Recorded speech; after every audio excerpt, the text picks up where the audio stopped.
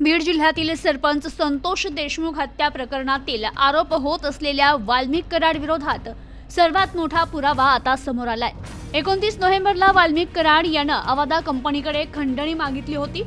त्याच दिवशी वाल्मिक कराड हा विष्णू चाटे याच्या केजमधील कार्यालयात गेले होते।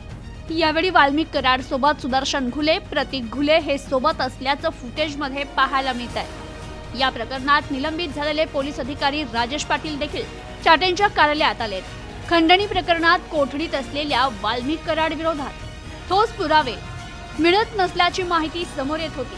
मात्र आता सीसीटीव्ही फुटेजमुळे पोलिसांना वाल्मिक कराड विरोधात पुरावा सापडल्यानं आता पुढे काय कारवाई होते याकडेच सर्वांचं लक्ष लागलंय। 29 नोव्हेंबर 2024 चा सीसीटीव्ही व्हिडिओ समोर आलाय।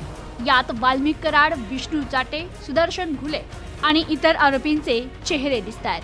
खंडणीच्या गुन्ह्यात वाल्मिक कराड यांनी विष्णू चाटेच्या मोबाईलवरून अवादा कंपनीच्या व्यवस्थापकाला 2 कोटीची खंडणी मागितल्याचा उल्लेख आहे। त्यामुळे हा व्हिडिओ महत्त्वाचा समजला जातोय। तर अवादा कंपनीकडे खंडणी मागितल्याचा प्रकार घडला असल्याचा संशय आहे। 29 नोव्हेंबरला वाल्मिक कराड केजमध्ये होते याचा हा पुरावा देखील आहे। तर खंडणी आणि सरपंच हत्या प्रकरणातील काही आरोपी देखील यात दिसत आहेत।